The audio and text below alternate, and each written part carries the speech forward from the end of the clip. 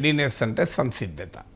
ఎప్పుడు కూడా సంసిద్ధత బాధ్యత కలిగిన ఏ దేశమైనా అంటే hope for the best, prepare for the worst అంటారు. అంటే మంచి జరుగుతుందని ఆశిస్తాం, ఏ పరిస్థితులకైనా సిద్ధపడతాం. కీడించి మేలించో అని మన సామెతలు ఎందుకున్నాయి. సో అందువల్ల ఇది Indian reaction is more preparedness than panic. Pakistan reaction ఏమో ఇట్స్ ప్యానిక్. సో అటు ఇటు గందరగోళం పడుతోంది. సో భారతదేశం ఏంటంటే సంసిద్ధత. ఒకటి, తప్పనిసరిగా పాకిస్తాన్కు మిలిటరీ చర్య రూపంలో బుద్ధి చెప్తామని భారత్ నిర్ణయించుకుంది. అది ఏ రూపంలో ఉంటుంది మనం ఎవరమో చెప్పలేము, ఊహించలేము, తెలియదు, తెలిసినా చెప్పకూడదు. కానీ మన నాయకుల స్టేట్మెంట్లను బట్టి కానీ డిఫెన్స్ ఎక్స్పర్ట్స్ విశ్లేషణ బట్టి చూస్తే ఖచ్చితంగా బాలాకోట్ కన్నా కూడా తీవ్రంగా ఉంటుంది అని. అంటే మరి 5 బాలాకోట్లు 10 బాలాకోట్లు ఎంపిక చేసుకుంటారా? లష్కర్ తోయిబా లేదా జైష్ ఈ మహమ్మద్ లాంటి సంస్థల హెడ్ క్వార్టర్స్ని టార్గెట్ చేస్తారా? హఫీజ్ సయీద్ లాంటి తీవ్రవాదులు ఉంటున్న ప్లేసెస్లను టార్గెట్ చేస్తారా? తీవ్రవాదుల స్థావరాల్ని సర్జికల్ స్ట్రైక్స్, బాలాకోట్ స్ట్రైక్స్ లాగా టార్గెట్ చేస్తారా? సో ఇదంతా ఉంది. కానీ ఇందులో ఎక్కడ పాకిస్తాన్ పైన పూర్తి స్థాయి యుద్ధం చేస్తాం అని ఇండియా అనలేదు. ఇండియా ప్లాన్ కూడా ఉన్నదని అనుకోను. ఫుల్ స్కేల్ వార్కు మనమేం సిద్ధపడడం లేదు. కానీ పాకిస్తాన్ రెస్పాన్స్ చూస్తే మొదటి నుంచి కూడా ఇండస్ వాటర్ ఆపితే ఇది యాక్ట్ ఆఫ్ వార్గానే పరిగణిస్తాం. న్యూక్లియర్ వెపన్స్ కూడా రెడీ పెట్టాం. మేము పూర్తి స్థాయి యుద్ధానికి సిద్ధం, ఫుల్ స్పెక్ట్రమ్ వార్ అని. సో ఎవరు ప్రొవోక్ చేస్తున్నారు, సో ఎవరు కవ్విస్తున్నారు అనేది, ఎవరు ఎస్కలేట్ చేస్తున్నారు? ఇలా అమెరికా, యూరోపియన్ దేశాలు ఉపన్యాసాలు ఇస్తున్నాయి, డు నాట్ ఎస్కలేట్ అని. ఇండియా ఎస్కలేట్ చేయడం లేదు, పాకిస్తాన్ ఎస్కలేట్ చేస్తుంది. ఇండియా రియాక్ట్ అవుతుంటే పాకిస్తాన్ యాక్ట్ అవుతుంది. సో అందువల్ల భారతదేశం ఏంటంటే ఇప్పటికీ దాదాపు 15 రోజులు అయిపోయింది. So every day something is happening. అంటే ఏం జరుగుతుంది చివరకు మనకు తెలియదు, కానీ చాలా క్లియర్గా అనేక రకాల పరిణామాలు జరుగుతున్నాయి. ఎకనామిక్ ఫ్రంట్లో భారతదేశం ఇండస్ ట్రీటీని నిలిపివేసింది. ఇండస్ ట్రీటీలో ఉన్న బాగ్లెహార్ డ్యాము, ఇలాంటి డ్యామ్లో వాటర్ మేనేజ్మెంట్ పాకిస్తాన్కు సంబంధం లేకుండా సర్ప్రైజ్ నిర్వహణ చేస్తోంది. సో 90% ఆఫ్ పాకిస్తాన్ క్రాప్స్కు ఇండస్ సిస్టమే సోర్సు. ఇండస్ సిస్టంలో ఇప్పటికే 31% షార్టేజ్ ఉంది వాటర్. ఇప్పుడు ఇండియా కనుక ఆపితే 23% ఆఫ్ జీడిపి అగ్రికల్చర్ పైన నుంచే వస్తుంది Pakistan. So Pakistan will face a serious water crisis. Already Punjab, Sindh రాష్ట్రాల మధ్య గ్రీన్ పాకిస్తాన్ ఇనిషియేటివ్ అనే ఆర్మీ మొదలుపెట్టిన కార్యక్రమం పైన పంజాబ్లో ఈ కార్యక్రమం మొదలు పెడితే సింధులో తీవ్ర వ్యతిరేకత వస్తుంది. భారతదేశాన్ని హెచ్చరించిన బిల్వాల్ భుట్టో, అంటే మీరు ఇండస్లో నీళ్ళు ఆపితే రక్తం పారుతుందని చెప్పిన పాకిస్తాన్ పీపుల్స్ పార్టీ అధినేత బిల్వాల్ భుట్టో పాకిస్తాన్ ప్రభుత్వాన్ని కూడా హెచ్చరించాడు, మీరు గ్రీన్ పాకిస్తాన్ ఇనిషియేటివ్ ఆపకపోతే మేము విత్డ్రా చేసుకుంటామని, we will withdraw from power అని. జహీద్ హుస్సేన్ అనే అతను ద డాన్ అనే ప్రముఖ పాకిస్తానీ పత్రికలో ఈ మధ్య ఫెడరేషన్ అండర్ స్ట్రెయిన్ అని ఒక వ్యాసం రాశాడు. మీరు గూగుల్లో కొట్టినా వస్తుంది, Zahid Hussain on federation under strain in the Dawn అని. సో ఇది మన ఇండియన్ పత్రికలో వచ్చింది కాదు నేను చెప్పేది, పాకిస్తానీ పత్రికలో వచ్చిన వ్యాసంలో చెప్పారు. బిల్వాల్ భుట్టో హెచ్చరించాడు ప్రభుత్వాన్ని, మేము మద్దతు ఉపసంహరించుకుంటాం గ్రీన్ పాకిస్తాన్ ఇనిషియేటివ్ను వదులుకోకపోతే అని. ఇది ఆర్మీ ప్రమోటెడ్ ప్రాజెక్టు. సో ఆర్మీకి వ్యతిరేకంగా పాకిస్తాన్ అధికార కూటమిలో భాగమైన పీపీపీ, పాకిస్తాన్ ప్రెసిడెంట్ ఆసిఫ్ అలీ జర్దారీ, ఇది పాకిస్తాన్ పీపుల్స్ పార్టీ నాయకుడు. సో అందువల్ల ఈ రకమైన పరిస్థితులు పాకిస్తాన్లో ఉన్నాయి. సో ఇక భారతదేశం పాకిస్తాన్తో అన్ని రకాల ట్రేడ్ను ఆపేసింది, నో ఇంపోర్ట్ ఫ్రమ్ పాకిస్తాన్. దీంతో పాకిస్తాన్ విలవిలాడుతుంది, ఎందుకంటే పాకిస్తాన్కు ట్రేడ్ అనేది చాలా కీలకం. అక్కడ వాళ్ళకి ఫారిన్ ఎక్స్చేంజ్ రిజర్వ్స్ లేవు, చాలా కష్టంగా ఉంది డాలర్ల పరిస్థితి. దానివల్ల ఇవాళ ఇతర దేశాల ద్వారా భారతదేశంలోకి వస్తువులను పంపించే ఏర్పాట్లు చేస్తుంది, ఫ్రూట్స్, టెక్స్టైల్స్ ఇట్లాంటివి. సో దాన్ని కూడా నివారించే ప్రయత్నం చేస్తున్నాం. మన పోర్ట్స్లోకి పాకిస్తాన్ నావల్ రావు, పాకిస్తాన్ పోర్ట్లకు ఇండియన్ షిప్స్ పోవు. రెండు దేశాలు ఒకరి వైమానిక గగనతలాన్ని నిషేధించుకున్నాయి. మనం ఎప్పుడైతే సింధు నదీ జలాల ఒప్పందాన్ని నిలిపివేశామో పాకిస్తాన్ షిమ్లా అగ్రిమెంట్ కూడా నిలిపివేస్తున్నట్లు ప్రకటించింది. షిమ్లా అగ్రిమెంట్ దాదాపు ఆపడం పనే చేయడం లేదు, కానీ అట్లీస్ట్ సింబాలిక్గానైనా పాకిస్తాన్ కూడా రియాక్ట్ అయింది. మనకన్నా ముందే వాళ్ళ ఎయిర్ స్పేస్ క్లోజ్ చేశారు, తర్వాత ఇండియా కూడా క్లోజ్ చేసింది. ఇదంతా series of economic measures. So ఇక రెండవది డిప్లొమాటిక్ మెజర్స్. పాకిస్తాన్ యునైటెడ్ నేషన్స్కి వెళ్ళింది. యునైటెడ్ నేషన్స్లో 15 మంది మెంబర్స్ ఉంటారు సెక్యూరిటీ కౌన్సిల్లో. అందులో 5 permanent members, US, UK, Russia, France. So ఇవి మీకు permanent members. China non permanent members 10 ఉంటాయి. అందులో పాకిస్తాన్ కూడా ఉంది. ఈ సమయంలో 2 ఏళ్ళకి కనెక్ట్ అయింది. సో అందుకని పాకిస్తాన్ యునైటెడ్ నేషన్స్లో ఇండియాను కార్నర్ చేయాలని చూస్తే భారతదేశం కూడా యుఎన్లో ఉన్న పర్మనెంట్ మెంబర్స్తో మాట్లాడుతోంది. ఈ డిప్లొమాటిక్ అగ్రెసివ్గా పాకిస్తాన్ చైనా మద్దతు కోరుతోంది. పాకిస్తాన్ ప్రెసిడెంట్ ఆసిఫ్ అలీ జర్దారీని చైనా ఎన్వాయ్ కలిశాడు. భారతదేశానికి కూడా రష్యా అధ్యక్షుడు పుటిన్ మద్దతు ప్రకటించాడు. సో యూరప్కు మన విదేశాంగ మంత్రి జయశంకర్ చెప్పాడు, మాకు ప్రీచర్స్ కాదు పార్ట్నర్స్ కావాలి, మీకు ఇష్టమంటే ఇండియాతో భాగస్వాములు కమ్మండి అని పిలిపించారు.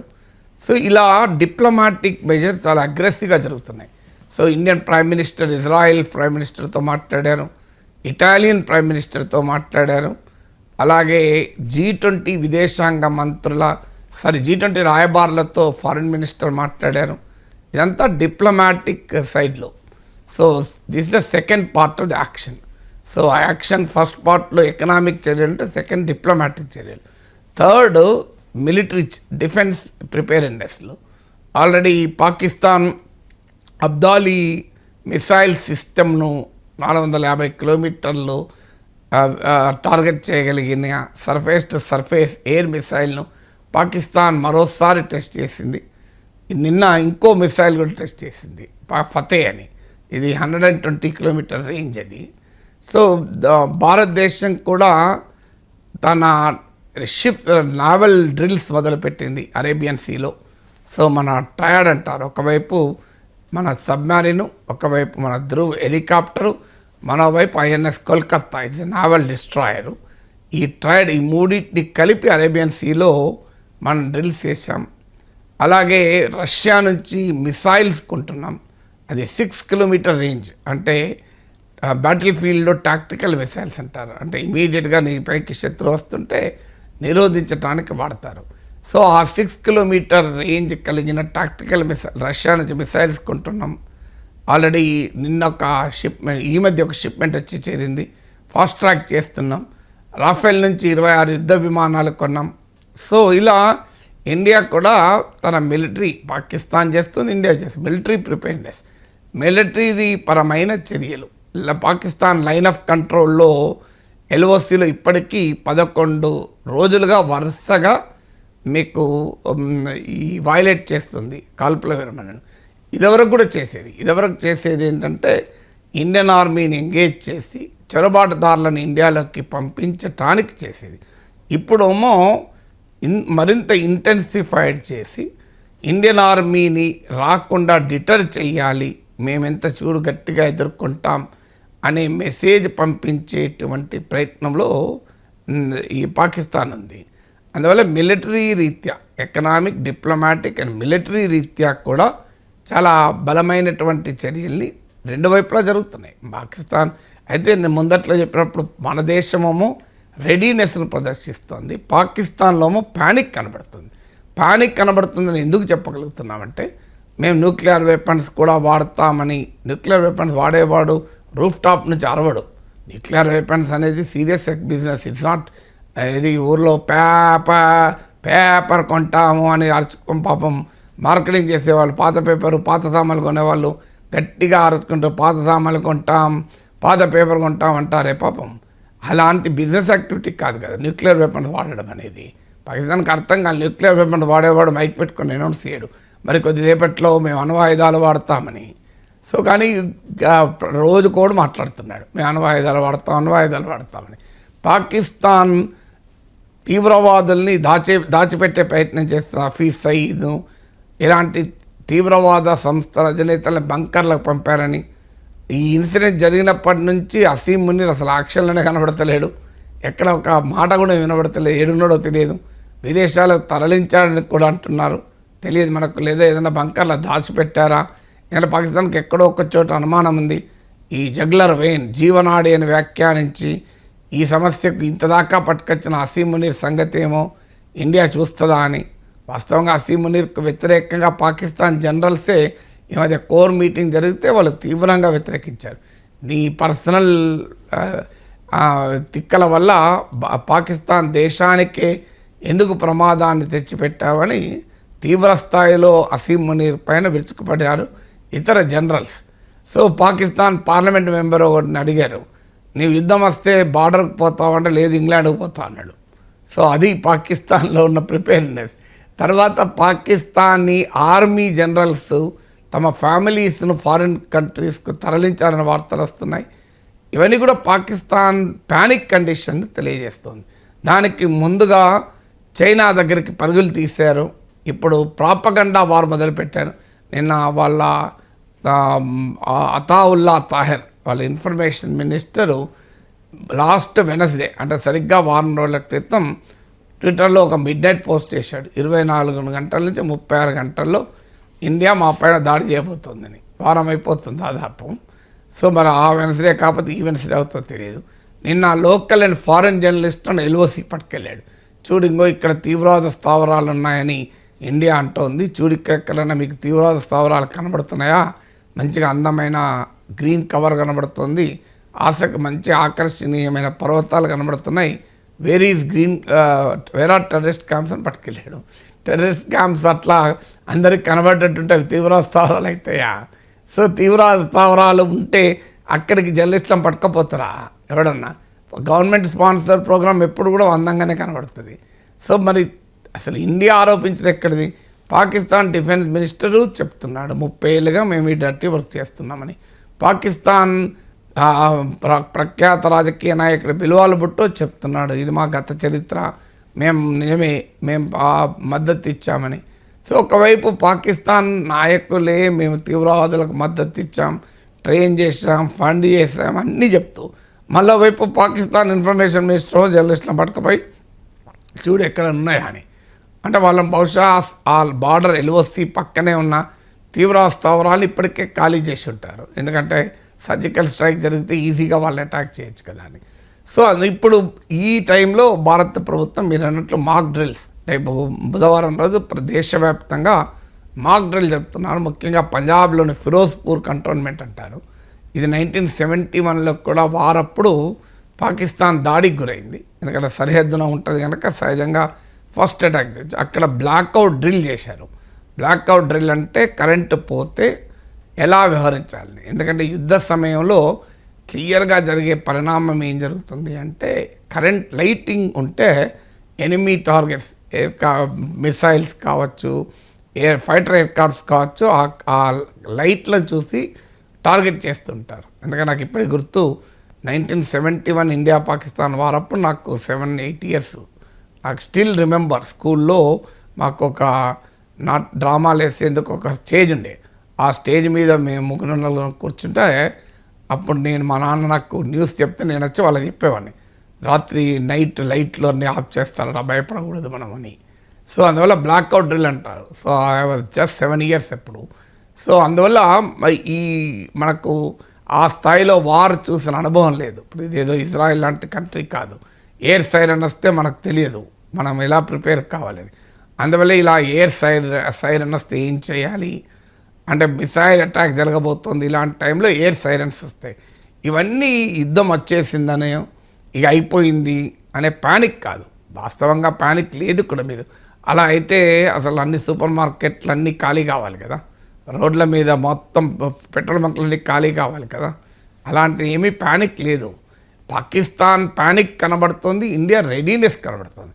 ప్రభుత్వ ప్రకటనలో ఆ ప్యానిక్ లేదు, ప్రజల్లో కూడా లేదు. మీకు రోడ్డు మీదకి వెళ్తే యాంగ్జైటీ ఉంది, ఏం జరగబోతోంది, ఏమవుతుంది, యుద్ధం అంటూ వస్తుందా, యాంగ్జైటీ ఉంది, పాకిస్తాన్కు బుద్ధి చెప్పాలి అన్న బలమైన డిజైర్ ఉంది, కానీ ప్యానిక్ లేదు ఏమో అయిపోతుంది అని. అలాంటి ఎగ్జాగరేషన్లు కూడా మంచిది కాదు. మీడియా, మరీ ముఖ్యంగా సోషల్ మీడియా, డిజిటల్ మీడియా చాలా సంయమనంతో వ్యవహరించాలి, చాలా బాధ్యతతో వ్యవహరించాలి. వ్యూస్ కొరకు do not play with the defence. ఇది చాలా సీరియస్ సబ్జెక్ట్. దీంట్లో మన పాలిటిక్స్ వద్దు, ఎగ్జాగరేషన్ వద్దు, సెన్సేషనలిజం వద్దు. ఉన్న సిచ్యువేషన్ ఉన్నట్టుగానే మాట్లాడుకోవాలి. అంతకన్నా ఎక్కువ చేయకూడదు, తక్కువ చేయకూడదు. అందువల్ల ఉన్న సిచ్యువేషన్ ఏంటి యాజ్ ఆఫ్ నౌ అంటే, రేపొద్దున యుద్ధం వస్తుంది అని నేను అనడం లేదు. అలాంటి వాతావరణం కూడా లేదు. అనవసరంగా ప్రజల్ని ప్యానిక్ చేయకూడదు. ప్యానిక్ అయితే ఏమవుతుంటే క్రైసిస్ పెరిగి క్యావోస్ క్రియేట్ అవుతుంది. క్యావోస్ క్రియేట్ అయ్యి క్రైసిస్ పెరుగుతుంది. సో మనం కోవిడ్ అప్పుడు చూసాం, లాక్అవుట్ ప్రకటించడంతోనే పెద్ద ఎత్తున రోడ్ల మీదకి వచ్చి అసలు ఎక్కడ సామాను మిగలకుండా చేసి పడేశారు. సో అలాంటి పరిస్థితి రాకూడదు. క్యావోస్ క్రియేట్ కూడా అది శత్రువుకి అడ్వాంటేజ్. అందువల్ల అందువల్ల నేను మళ్ళీ ఇన్ని ఉదాహరణలు ఎందుకు చెప్పానంటే, this is all normal protocol. ఎప్పుడైనా ఒక ఘర్షణ, మిలిటరీ ప్రిపేర్డ్నెస్లో కామన్ ప్రోటోకాల్స్ ఇవన్నీ. సో మనకంటే కొత్త, రోజు యుద్ధాలు ఎదుర్కొనే దేశాలు అయితే ఇది రొటీన్గా చేస్తారు. ఇప్పుడు జపాన్లో ఎర్త్ కేక్లకు ఎవ్రీ ఇయర్ ఒక నేషనల్ మాక్ డ్రిల్ డే ఉంటుంది. ఆ రోజు జపాన్ సమాజం మొత్తం, స్కూళ్ళలో పిల్లల నుంచి ఫ్యాక్టరీలో వర్కర్ల వరకు అందరూ కూడా ఈ మాక్ డ్రిల్లో పాల్గొంటారు. అంటే ఒక భయంకరమైన ఎర్త్ కేక్ వస్తే how should we protect our cells, మనం ఏం చేయాలని. సో మీరు ఇజ్రాయెల్ లాంటి దేశంలో నిరంతరం ఈ డ్రిల్ జరుగుతూనే ఉంటుంది. అందువల్ల మనకు కొత్త కనుక we are trying to prepare our cells. అందువల్ల మరి పాకిస్తాన్ ఏ రకంగా రెస్పాండ్ అవుతుందో తెలియదు కనుక, సో ఏ సిచ్యువేషన్ వచ్చినా పానిక్ కాకూడదు, గందరగోళపడకూడదు, ఆందోళన చెందకూడదు అనేటువంటి దృష్టితో భారతదేశం ప్రిపేర్ అవుతుంది. పాకిస్తాన్లోనేమో టెన్షన్ మొదలవుతుంది. వాళ్ళ బలగాల్ని కూడా అటు ఇటు తిప్పుతున్నారు, ఇటువైపు నుంచి అటువైపు నుంచి. తిప్పని ఏంటంటే భారతదేశం కూడా చూస్తూ ఊరుకుంటుంది. ఎందుకంటే తిప్పడానికే ఖర్చు అయ్యి ఆ ఖర్చు భరించలేక పాకిస్తాన్ ఇబ్బంది పడుతుంది అని. So let it move arm force one place to other. So అందువల్ల sense of preparedness is different from panic. So India is readiness చూపెడతా అంటే పాకిస్తాన్లో ప్యానిక్ కనబడుతుంది, ఆందోళన, గందరగోళం, టెన్షన్ కనబడుతుంది. భారతదేశంలో సంయమనం, ఒక పరిపక్వత కనబడుతుంది. చూద్దాం సిచ్యువేషన్ బట్టి ఎలాంటి పరిస్థితికైనా hope for the best, prepare for the worst అనే యాంగిల్లో వర్స్ట్ సిచ్యువేషన్కి కూడా వివేకవంతుడు ఎవరైనా ఎలాంటి పరిస్థితికైనా ప్రిపేర్ అవుతాడు. ప్రిపేర్ కావడం బలహీనత కాదు, ప్రిపేర్ కావడం పరిపక్వత. It's a symbol of maturity, it's not a symbol of weakness. ఉగ్రవాదంపై పోరులో భారత్కు సంపూర్ణ మద్దతు ఉంటుంది అని చెప్పి రష్యా అధ్యక్షుడు పుతిన్ హామీ ఇచ్చారు సార్. జపాన్ రక్షణ మంత్రి కూడా మన రక్షణ మంత్రి రాజ్నాథ్ సింగ్తో భేటీ అయి ఉగ్రవాదంపై పోరులో భారత్కు మద్దతు ఉంటుందని హామీ ఇచ్చారు. ఇప్పుడు మరి చైనా వైఖరి ఎలా ఉండవచ్చు సార్? రీసెంట్గా మనకి ఆసిఫ్ అలీ జర్దారి పాక్ అధ్యక్షుడితో చైనా రాయబారి భేటీ అయ్యారు ఇస్లామాబాద్లో. చైనా వైఖరి ఎలా ఉండవచ్చు? అంటే ఈ వార్ లైక్ సిచ్యువేషన్స్లో జరిగేది ఏంటంటే ఎథిక్స్, వాల్యూస్, ఇవి ప్రిన్సిపల్స్ ఏముండవు. వార్స్లో స్ట్రాటజిక్ ఇంట్రెస్ట్లే ఉంటాయి ఏ దేశమైనా. ఇప్పుడు మనము రష్యా యుక్రెయిన్ వార్ జరిగింది, ఏమన్నాడు మన ప్రధానమంత్రి వెళ్ళి, this is not the era of war. ఏ వివాదము యుద్ధ భూమిలో సెటిల్ కాదు, చర్చల ద్వారానే సెటిల్ అవుతుంది అని అన్నాడు. ఇప్పుడు అదే విషయాన్ని మనకు వినిపిస్తున్నారు చాలామంది. మరి భారత ప్రధానమంత్రి ప్రెసిడెంట్ పుటిన్ చెప్పేది దిస్ ఈజ్ నాట్